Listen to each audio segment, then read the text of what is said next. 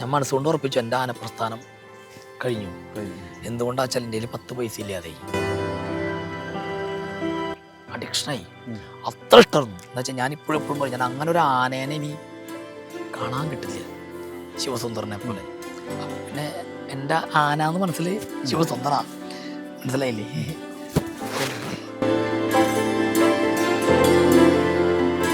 മനസ്സിലാക്കേണ്ടത് ആ ആന പൂരത്തിന് പോകുമ്പോൾ ഏത് ക്ഷേത്രത്തിന്റെ പ്രസിഡന്റാണ് ഇങ്ങനെ കൂടെ പോണത്. പൂരം തുടങ്ങി കഴിയണ വരെ കൂടെ നിൽക്കണം.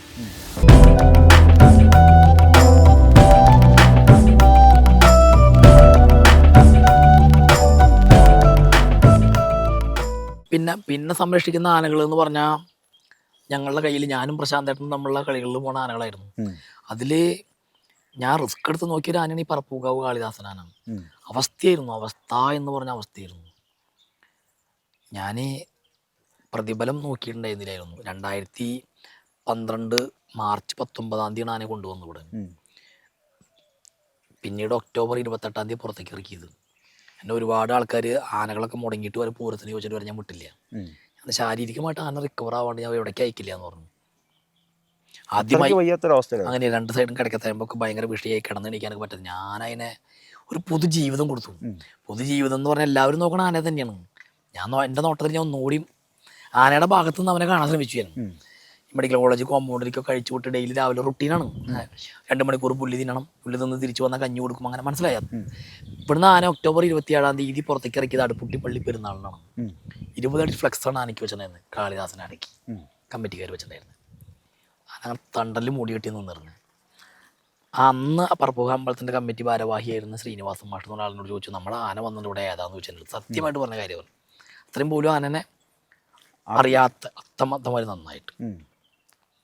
ഈ ഞാൻ അസുഖങ്ങളെ പറ്റി ചോദിക്കുമ്പോൾ ഈ കിടക്കത്തഴമ്പ് ആനയുടെ ആരോഗ്യത്തെ എന്തോരം ബാധിക്കുന്നു? കിടക്കത്തഴമ്പ് ആരോഗ്യത്തെ ബാധിക്കില്ല. കിടക്കത്തഴമ്പിൻ്റെ ഒരു വിഷയം അതൊരു വൃത്തികേടായി നിൽക്കും. അത് കിടക്കുമ്പോഴൊക്കെ നന്നായി ശ്രദ്ധിക്കണം. ചിലപ്പോൾ മണിക്കല്ല് കത്തുന്നത് അതൊക്കെ കുത്തി അവിടെ കല്ലച്ച് കഴിഞ്ഞാൽ ചിലപ്പോൾ അത് വീർക്കും. ചില ആനകൾക്ക് ഇത് കുഴപ്പമുണ്ട്. നമ്മുടെ ശരീരഭാഷയാണ് ഇതൊക്കെ നിയന്ത്രിക്കുന്നത്. ചില ആൾക്കാർക്ക് ഒരു മുറിവ് വന്ന ഷുഗറൊക്കെ ഉണ്ടെങ്കിൽ അത് ഉണങ്ങാൻ പാടാം. എന്ന പോലെ നമ്മുടെ ഒരു ശരീരശൈലി തന്നെയാണ് ഇതിനൊക്കെ നിയന്ത്രിക്കുന്നത്. അത് കാനക്കാരൊക്കെ ആണെങ്കിൽ പണ്ടൊക്കെ ആണെങ്കിൽ അതൊക്കെ ഇങ്ങനെ കിടക്കുന്ന ഭാഗമൊക്കെ ഇങ്ങനെ ചന്തി ഭാഗം, ഇതിങ്ങനെ കിടക്കുന്ന ഭാഗമൊക്കെ നന്നായി നോക്കി കല്ലൊക്കെ തട്ടി കൂട്ടിയിട്ട് നമ്മൾ ചെയ്യാം. അല്ലാത്തടത്തൊന്നും ശ്രദ്ധയാണ് മെയിൻ. എങ്കിലും വരാം, നന്നായി നോക്കിയാലും ചില ആനകൾ വല്ല വയറുവേദനയൊക്കെ വന്നു കഴിഞ്ഞാൽ നമ്മൾ ഉരയ്ക്കാൻ കഴിച്ചു വിടും, അറിയാലോ. അപ്പം അങ്ങനെ ഉരയ്ക്കാൻ വിടുമ്പോൾ മരത്തിലൊക്കെ വെച്ച് ഉരച്ചിട്ട് ചിലപ്പോൾ അവിടെ വല്ല കല്ലപ്പ് വരാം, ആ കല്ലപ്പ് വീർക്കാം. അതെങ്കിലും അത് പൊട്ടിക്കഴിഞ്ഞാൽ നന്നായി കുറേ ആൾക്ക് അത് ഉണക്കാൻ പറ്റും, അടയാളം പുല്ലിന് ഉണക്കാൻ പറ്റും. നമ്മൾ പരിശ്രമിക്കുന്ന പോലെ ഇരിക്കും. ചില ആൾക്ക് പൂർണ്ണമായി മാറൂല്ല, നമ്മുടെ ഭാഗ്യം പോലെ ഇരിക്കും. ഇതാണ് അതിൻ്റെ ഉത്തരം. എങ്കിലും ഇത് മാറാനായിട്ട് എത്ര സമയം വരെ എടുക്കും? അതൊക്കെ ഒരു 5-6 മാസമൊക്കെ പിടിക്കും. ഇപ്പം ഞാൻ ഇപ്പോൾ തെച്ചിക്കോട്ടാവ് ദേവിദാസനാനിക്കൊക്കെ ഉണ്ടായിരുന്നതാണ്. നമ്മൾ പലപ്പോഴും ഡോക്ടേഴ്സ് വന്ന് ഇങ്ങനെ മരുന്നൊക്കെ വെച്ച് പോയി കഴിഞ്ഞാൽ പിന്നെ സഹായിക്കാനൊക്കെ ഞാനാണ് പോവാറ്. പൂർണ്ണമായിട്ട് ഉണങ്ങിയതാണ് നമ്മൾ കൃത്യമായി പോവും ഞങ്ങൾ. ഇപ്പം എൻ്റെ നിന്ന് രാജേന്ദ്രനാൻ്റെ കാശ് പറഞ്ഞപ്പോൾ ഞാൻ പറഞ്ഞു വന്നത്, ആന നമ്മുടെ ആവും ചെയ്തു സംരക്ഷിക്കാൻ പറ്റാതെ എനിക്ക് പെട്ടെന്ന് വയ്യാതെ വന്നു. ഒരു മുഴ വന്നതാ പുറത്ത്, ഇരിപ്പ് സ്ഥാനത്തിൻ്റെ അവിടെ. ഞാൻ മനസ്സുകൊണ്ട് ഉറപ്പിച്ചു എൻ്റെ ആനപ്രസ്ഥാനം കഴിഞ്ഞു. എന്തുകൊണ്ടാ വെച്ചാൽ എൻ്റെ 10 പൈസ ഇല്ലാതെ ഇരിപ്പ് സ്ഥാനത്ത്. പറയുന്നത് ചില ആൾക്കാർ പറയുന്നത്, അനുഭവമുള്ള ആൾക്കാർ ചിലപ്പോൾ നടയമൊക്കെ പണ്ട് കാലത്ത് വല്ല മർദ്ദനങ്ങളൊക്കെ കിട്ടി അതിൻ്റെ റിയാക്ഷൻ പുറത്തേക്ക് വരുന്നതാണ്. അങ്ങനെ ആവാം. അതല്ലെങ്കിൽ കുട ഒരേ പൊസിഷനിൽ വെച്ചിട്ട് വരാമെന്ന് പറയാം. എന്തോ ആവട്ടെ, അവിടെ ഒരു മുഴ വന്നു പൊട്ടി, അത് ഉണങ്ങാതെ നമുക്ക് പുറത്തേക്ക് പോകാൻ പറ്റില്ലല്ലോ. എൻ്റെ 10 പൈസ ഇല്ലാണ്ടായി. ഞാൻ ആകെ ചിലവിന് പോലും പറ്റാതെ ആനക്കാരൊക്കെ ഇട്ടിട്ട് പോയി. ആനക്കാരെ ഇട്ട് പോയിച്ചാൽ കുറ്റപ്പെടുത്താൻ പറ്റില്ല, എനിക്ക് വരുമാനമില്ല, അവർക്കും ജീവിതമല്ലേ. ഞാൻ എൻ്റെ വീടിന് സമീപം ഒരു കുഞ്ഞൻ എന്ന് പറഞ്ഞൊരു പയ്യുണ്ടായിരുന്നു. അവൻ വൈകുന്നേരങ്ങളൊക്കെ വരും. അപ്പോൾ അവൻ്റെതായ കൂലി കൊടുത്താൽ മതി, കുറച്ച് പട്ടയ്ക്ക് ഇട്ടരും. ബാക്കി എല്ലാ പണിയും പുലർച്ചെ 4 മണിക്ക് എഴുന്നേൽക്കും. ഞാൻ കുളത്തൂർമുടി ദാമോദരൻ നായർ വീട്ടിൽ നിന്ന് കൊണ്ടൊരു മരുന്നാണ് ചെയ്തിരുന്നത്. പിന്നെ ഇവിടെ കൈമള സാറും ഗിരിജ സാറും ചികിത്സിക്കണം. അന്നത്തെ ചിലവ് കഴിയാൻ ഞാൻ ഇത് കഴിഞ്ഞ് ഞാൻ മാർക്കറ്റിൽ പോയിട്ട് പച്ചക്കറി വണ്ടികളിൽ വിട്ടിട്ട് ഞാൻ ആ പൈസ കൊണ്ടുവന്നിട്ട് ചിലവ് കഴിഞ്ഞിരുന്നു. അങ്ങനെ 8 മാസം ഞാൻ ഇവിടെ പുറത്തേക്ക് ഇറങ്ങാൻ പറ്റാതെ നിന്നുണ്ട്. പിന്നെ ഒരുപാട് ആൾക്കാർ സഹായിക്കാമെന്നൊക്കെ പറഞ്ഞു. ഞാൻ എൻ്റെ ഭാഗ്യത്തിന് ഞാൻ കൈപ്പറ്റിയില്ല. അപ്പോൾ ഒരാൾക്ക് അവർ കുറച്ച് പൈസ കൊടുത്തു, ഞാൻ തിരിച്ചു കൊടുക്കുകയും ചെയ്തു. അത്രയും അങ്ങനെ ആന കയ്യിൽ വന്ന് വിട്ടിട്ട് മുന്നോട്ട് പോകാൻ പറ്റാത്ത അവസ്ഥ ഉണ്ടായിട്ടുണ്ടെന്ന് പറയാം. അതൊക്കെ തരണം ചെയ്തു എന്നുള്ളതാണ് യാഥാർത്ഥ്യം. പിന്നെ എനിക്ക് വേറെ ചിലവുകളൊന്നും ഇല്ല, വീട് നോക്കുക എന്നുള്ളതല്ലേ, അതൊക്കെ ഞാൻ ബാലൻസ് ചെയ്തിരിക്കുന്നു. ഈ ഒരു പ്രശ്നമായിട്ട് ബന്ധപ്പെട്ട് വീട് വിൽക്കുക അല്ലെങ്കിൽ വീടിൻ്റെ എന്തോ ഒരു വീട് വിറ്റു അങ്ങനെ എന്തോ ഇല്ല, ഈ പ്രസ്ഥാനമായിട്ട് ബന്ധപ്പെട്ടല്ല എനിക്കിതിൽ സഹായിച്ചിട്ടുള്ള ഒരുപാട് ആൾക്കാരുണ്ടായിരുന്നു. അത് മറ്റു പലരിലേക്കൊക്കെ മറിഞ്ഞു പോയിട്ടൊക്കെ എനിക്കത് പറ്റിക്കാൻ സുഖമാണ്. നമുക്ക് ഭയങ്കര ബുദ്ധി, ഞാൻ തനിക്ക് വലിയ ബുദ്ധികൾ പറഞ്ഞു തരാൻ കഴിവുള്ളവനാണ്. സ്വന്തം കാര്യത്തിൽ നമുക്ക് ചില കാര്യങ്ങൾ വളരെ പ്രാപ്തി കുറവാണ്. ഇന്നും എനിക്കത് ഭയങ്കര പ്രാപ്തി കുറവാന്ന് എനിക്ക് നന്നായിട്ട് അറിയാവും. നല്ല പ്രാപ്തി ഉണ്ടെങ്കിൽ എൻ്റെ പൊസിഷൻ ഇങ്ങനെയല്ല. ഞാനത് എങ്ങനെ വിടാതെ പറഞ്ഞുതരാം. എനിക്ക് സ്വന്തം കാര്യത്തിന് ചില ആൾക്കാരെ നമ്മൾ ഭയങ്കരമായിട്ട് വിശ്വസിക്കും, ഭയങ്കര ഇഷ്ടപ്പെടും. നമ്മൾ ഇഷ്ടപ്പെട്ട നമ്മൾ ജീവൻ കൊടുക്കും. തിരിച്ച് അവർ ചിലപ്പോൾ അങ്ങനെ ആവില്ല. അപ്പം അതിൻ്റെ പുറത്ത് ചെറിയ ബുദ്ധിമുട്ട് വന്നപ്പോൾ ഞാൻ വേണമെങ്കിൽ വീട്ടുകാർ സപ്പോർട്ടാണ്. പക്ഷേ ആകെ ചെറിയ വീടുണ്ടായിരുന്നുള്ളൂ. ചെറിയ വീടല്ല, ചെറിയൊരു സ്ഥലമായിരുന്നു, 7 സെൻറ്റ് സ്ഥലമാണ്. പിന്നെ കൊടുക്കാമെന്ന് പറഞ്ഞു, കൊടുക്കേണ്ട ആവശ്യം വന്നില്ല. അങ്ങനെ ഞാൻ പിന്നെ ലോണൊക്കെ ആക്കിയ സംഭവം എല്ലാവരും ഇടപാട് തീർത്തു. സാമ്പത്തികമായിട്ട് പിന്നീട് എനിക്ക് അങ്ങനെ ബുദ്ധിമുട്ടുകൾ ഉണ്ടായിട്ടില്ല. എന്ന് വെച്ചാൽ എനിക്ക് പണം ചെലവഴിക്കാൻ നന്നായിട്ട് അറിയാം. എനിക്ക് അതെങ്ങനെ പണത്തിന് ഉപയോഗിക്കണം എന്ന് എനിക്കറിയാം. അല്ലെങ്കിൽ ഇപ്പം ഇത്രയും വലിയൊരു പറമ്പ് നമുക്ക് സ്വന്തം വാങ്ങാൻ പറ്റില്ലല്ലോ. ഞാൻ കുറേശ്ശെ ഈ സ്ഥലത്തിൻ്റെ ഉടമസ്ഥന്മാർ ഇത് വേറൊരു വ്യക്തിയുടെ ആയിരുന്നു, അതാ വേറൊരു വ്യക്തിയുടെ ആയിരുന്നു.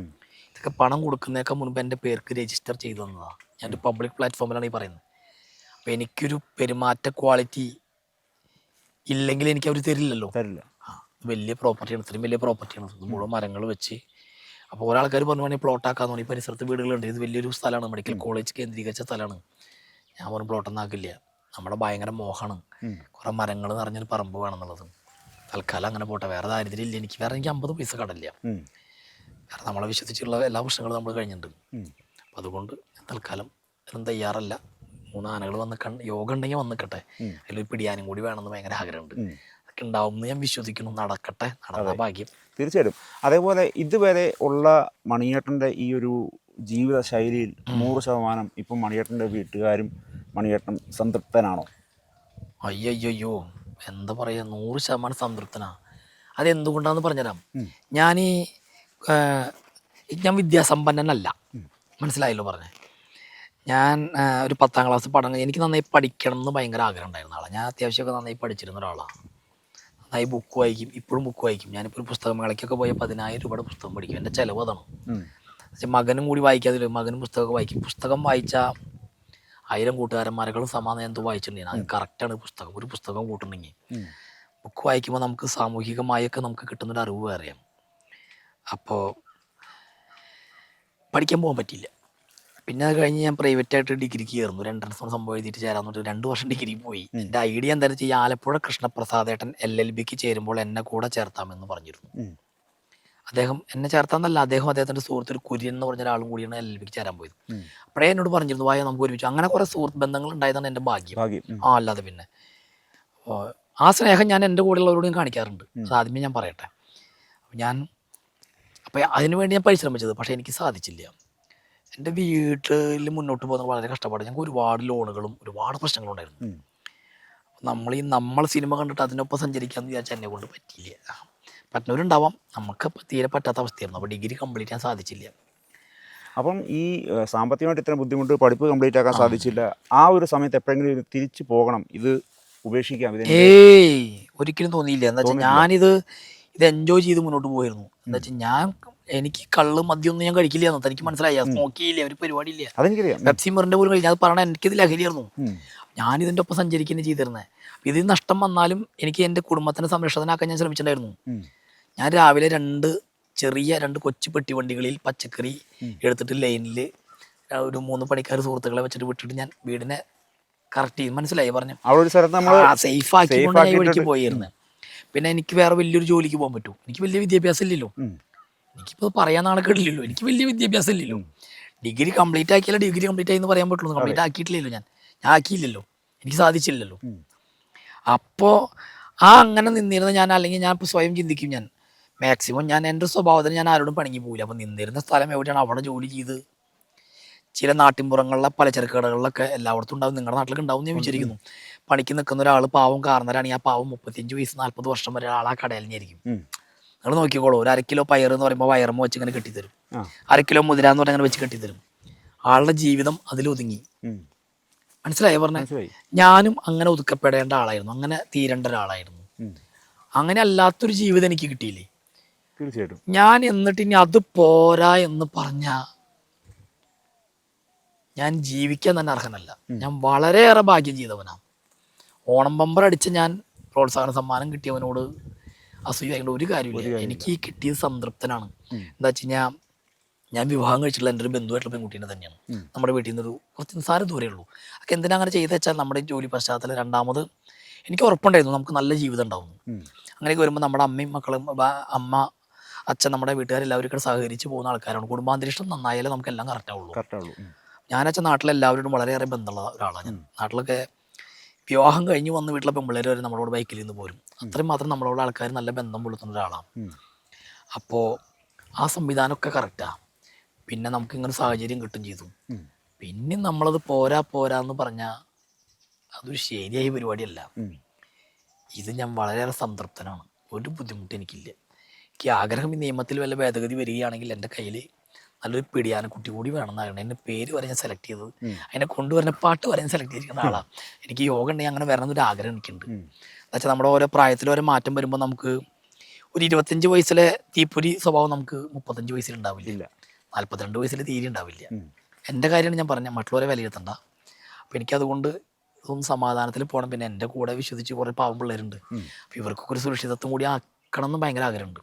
അപ്പം നമുക്കിപ്പോൾ എല്ലാം വാരി കൊടുക്കാൻ നമ്മുടെ കയ്യിലൊന്നും ഇല്ലല്ലോ. നമ്മുടെ കയ്യിലുള്ളത് വെച്ച് അവരെയും കൂടി സംരക്ഷിക്കണം എന്നൊക്കെ ഭയങ്കര ആഗ്രഹമുണ്ട്. പിന്നെ ആനയിൽ ആണ് നമ്മളെല്ലാം കണ്ടതും കേട്ടതും. അപ്പോൾ അതുകൊണ്ട് തന്നെ ആർക്ക് എന്ത് പ്രശ്നം പറഞ്ഞാൽ ഞാൻ ഓടിയെത്താൻ ശ്രമിക്കുന്നതിൻ്റെ കാര്യം അത് തന്നെയാണ്. ഈ തെച്ചിക്കോട്ട് കാവുമായിട്ട് പി വി ബിനോയേട്ടനായിട്ടുള്ള ഒരു സുഹൃബന്ധം എങ്ങനെയാണ്? തെച്ചിക്കോട്ടുകാവ് അമ്പലം എന്ന് പറഞ്ഞപ്പോൾ എൻ്റെ വീട്ടിൽ നിന്ന് ഇവിടെ 4 കിലോമീറ്റർ 4.5 കിലോമീറ്ററേ ഉള്ളൂ. രാമേന്ദ്രനോട് ഭയങ്കര ഇഷ്ടമുണ്ടെങ്കിൽ പോലും നീ ചോദിച്ച അർത്ഥം വെച്ച് ഞാൻ പറഞ്ഞത് ഞാൻ അങ്ങനെ സ്ഥിരമായി അവിടെ പോയിരുന്ന ഒരാളല്ല. ഒന്നാമത് ഞാൻ ഈ മേഖലയിലേക്ക് വന്നപ്പോൾ തന്നെ എൻ്റെ കയ്യിൽ തന്നെ ആനയായി. ആർക്കും ഒരു അസൂയയിൽ നോക്കാവുന്ന ഒരാൾ. എൻ്റെ സ്വന്തം അല്ലായിരുന്നെങ്കിൽ പോലും എൻ്റെ കയ്യിൽ അന്ന് ആനയുണ്ട്. രാജേന്ദ്രൻ ആനയൊക്കെ എൻ്റെ കയ്യിൽ നിൽക്കുക. രാജേന്ദ്രൻ എന്ന് പറഞ്ഞാൽ രാമേന്ദ്രൻ ഇപ്പം ആളുണ്ട്, പക്ഷെ അന്നത്തെ കാര്യം ഞാൻ പറഞ്ഞത് രാമേന്ദ്രൻ ആനയ്ക്ക് കൂട്ടുന്നിരുന്ന ആന രാജേന്ദ്രൻ. മനസ്സിലായി പറഞ്ഞു. ഞാൻ തന്നെ അഴിക്കണു, ഞാൻ തന്നെ കൊണ്ടിറക്കണു, അങ്ങനത്തെ ഒരു സാഹചര്യമായിരുന്നു. അപ്പോൾ കാണുമ്പോൾ പോകുന്നല്ലാണ്ട് ഞാൻ അങ്ങനെ ഒരു ഫാൻ ആയിട്ടൊന്നും പോയിരുന്നില്ല. പിന്നെ എനിക്ക് തിരുവമ്പാടി ശിവസുന്ദറിനെ ഭയങ്കര, തിരുവമ്പാടി വലിയ ചന്ദ്രശേഖരൻ ശിവസുന്ദർ വന്നപ്പോൾ പിന്നെ അതിനോട് അങ്ങോട്ട് അഡിക്ഷനായി. അത്ര ഇഷ്ടമായിരുന്നു. എന്ന് വെച്ചാൽ ഞാൻ ഇപ്പോഴും പറയും, ഞാൻ അങ്ങനെ ഒരു ആനേനെ ഇനി കാണാൻ കിട്ടില്ല ശിവസുന്ദറിനെ പോലെ. അപ്പം പിന്നെ എൻ്റെ ആന എന്ന് മനസ്സിൽ ശിവസുന്ദറാ, മനസ്സിലായില്ലേ? ശിവസുന്ദറാണ് നമ്മുടെ ആന. പിന്നെ അങ്ങനെയായിരുന്നു. രാമേന്ദ്രൻ എന്ന് പറഞ്ഞാൽ രാമേന്ദ്രൻ ഒരു ഇതിഹാസമായിട്ട് നമ്മൾ കാണുന്നില്ല. ഞാൻ എന്നും പോകാറില്ലായിരുന്നു. പിന്നെ ഇവരൊക്കെ കമ്മിറ്റി വന്ന സമയത്തൊക്കെ അങ്ങനെ വന്ന് ഞാനും അപ്പോൾ കുറേശ്ശെ ആന സംഘടനയിലൊക്കെ വന്നപ്പോൾ എന്തെങ്കിലും ആവശ്യങ്ങൾക്കൊക്കെ ഏറ്റവും കൂടുതൽ ആൾക്കാർക്ക് വിളിക്കാവുന്ന ഒരാളായി ഞാൻ മാറി. മറ്റുള്ളവർക്ക് വലിയ വലിയ ബിസിനസ്സുകാരും ഒക്കെ ഉള്ള ഉടമസ്ഥന്മാരാണ്. അപ്പോൾ എന്നെ എന്തിനു വിളിച്ചാലും ഞാൻ റെഡിയാണ്. കുമ്പമുറിക്കാൻ റിക്വസ്റ്റ് കൊടുത്തിട്ട് പറഞ്ഞാൽ ഞാൻ കറക്റ്റ് ചെയ്താൽ തപ്പും, അല്ലെങ്കിൽ ആനയ്ക്കൊരു പ്രശ്നമാണെന്ന് പറഞ്ഞാൽ ഞാൻ ചെല്ലും. മനസ്സിലായല്ലോ പറഞ്ഞത്. അപ്പം അങ്ങനെ ചെന്ന് രാമേന്ദ്രനും ദേവദാസനൊക്കെ എന്തെങ്കിലും അയാൾക്ക് എന്നെ വിളിക്കാം അവർക്ക്. പിന്നെ എന്ത് വയ്യായികൾ എന്ത് വിഷയമുണ്ടെങ്കിലും എന്നെ വിളിച്ചാൽ ഉത്തരമുണ്ട്. ഇതിനകത്തിനൊക്കെ വല്ല എന്തെങ്കിലും വന്നാലോ എന്തെങ്കിലും പറഞ്ഞാൽ ഞാൻ വിളിച്ചെത്താം, അല്ലെങ്കിൽ കിടക്കത്തെ പൂർത്തിയാക്കാൻ വിളിച്ച് ഞാൻ ചെല്ലും. അങ്ങനെ ഞാൻ അവരെല്ലാം ഒരാളായിട്ട് തന്നെയാണ് പോണത്. ഇപ്പോൾ പിന്നെ ആനയ്ക്കൊക്കെ ഒരു ഫാൻസ് ഗ്രൂപ്പ് ഉണ്ട്, അറിയാലോ, ശ്രീരാമജയം. അപ്പോൾ അവരൊക്കെ നല്ല ഹെൽപ്പാണ്. അപ്പം ഞാൻ എന്തിനു വിളിച്ചാലും ഞാൻ ചെല്ലും. ഞാൻ അതിൻ്റെ പുറത്ത് ഞാൻ ഒരു പൂരത്തിന് പോലും എനിക്ക് തരുമെന്ന് ചോദിച്ച് ഞാൻ സഹായം കൈപ്പറ്റിയില്ല. ആദ്യമേ പറയട്ടെ, ഞാൻ ഒന്നും അവരിന്ന് കൈപ്പറ്റിയിട്ടില്ല. ഞാൻ എൻ്റെ പെട്രോൾ അടിക്കണം, പോകും, എൻ്റെ പെട്രോൾ ചെയ്ത് തിരിച്ചു വരുന്നു. എനിക്കിഷ്ടമാണ് രാമേന്ദ്രനെ പോലത്തെ ഒരു ആന എന്ന് പറഞ്ഞാൽ അത്രമാത്രം ജനങ്ങൾ ആരാധിക്കുന്ന ഒരു ആനയല്ലേ. ദേവദാസൻ ആനയെ ഇഷ്ടമാണ്. അപ്പോൾ എന്തെങ്കിലും സഹായങ്ങൾ ചോദിച്ചാലൊക്കെ ഞാൻ ചെല്ലും. അപ്പം ബിനോയേട്ടനും ഞാൻ ഉള്ളത് കൊണ്ട് അവർക്ക് ബിനോയേട്ടൻ, പിന്നെ ഒരു കുട്ടാപ്പൂ എന്ന് ഒരു അക്ഷയ, അവനൊക്കെയാണ് കമ്മിറ്റി അവരൊക്കെ. അപ്പോൾ അവർക്കൊക്കെ എന്തിനു വേണമെങ്കിൽ എന്നെ വിളിക്കാം. അപ്പോൾ അവർക്കൊരു ചിലപ്പോൾ ഉത്തരം കിട്ടാത്തൊരു ചോദ്യത്തിനൊരു ഉത്തരം കൊടുക്കാൻ പറ്റിയ ആളായിട്ട് ഞാൻ പോവാറുണ്ട്. എന്തിനു വിളിച്ചാലും ഞാൻ റെഡിയാണ്. അതാണ് അതിന് ഉത്തരം. എനിക്കൊന്ന് പഴയതിലും നല്ലപോലെ ബിനോയേട്ടൻ കാര്യങ്ങൾ കൃത്യമായി കണക്കുകൂട്ടി. അല്ല, അവര് ടീമാണ്, അതങ്ങനെ തന്നെ പറയാലോ. അവരത് ഭംഗിയായിട്ട് നോക്കുന്നുണ്ട്. അവർക്ക് ആ ആന അവരുടെ നാടിൻ്റെയും ക്ഷേത്രത്തിൻ്റെയും നമ്മുടെ കേരളത്തിൻ്റെ തന്നെ അഭിമാന എന്ന ബോധ്യം അവർക്ക് നല്ല ഉണ്ടുണ്ട്. നിങ്ങൾ മനസ്സിലാക്കേണ്ടത്, ആ ആന പൂരത്തിന് പോകുമ്പോൾ ഏത് ക്ഷേത്രത്തിൻ്റെ പ്രസിഡന്റാണ് ഇങ്ങനെ കൂടെ പോണത്? പൂരം തുടങ്ങി കഴിയണ വരെ കൂടെ നിൽക്കണം. ബിനോയേട്ടൻ, ഈ കുട്ടാപ്പൂ എന്ന് പറഞ്ഞ പയ്യൻ അടക്കമുള്ള, പിന്നെ അതിൻ്റെ ആ ആനയുമായി ബന്ധപ്പെട്ട് ഒരുപാട് പിള്ളേരുണ്ട്. അവർ ആരെങ്കിലും വന്ന് ഫുൾ ടൈം ആനയുടെ കൂടെ നിൽക്കണം. അങ്ങനെ നിന്നിട്ടാണ് പൂരക്കണം അവര്. അപ്പം അത് കയ്യിലുള്ള മുതലിൻ്റെ വാല്യൂ അറിയുന്നതുകൊണ്ടാണെന്ന് ഞാൻ പറഞ്ഞു. അതാണ് അതിൻ്റെ കാര്യം.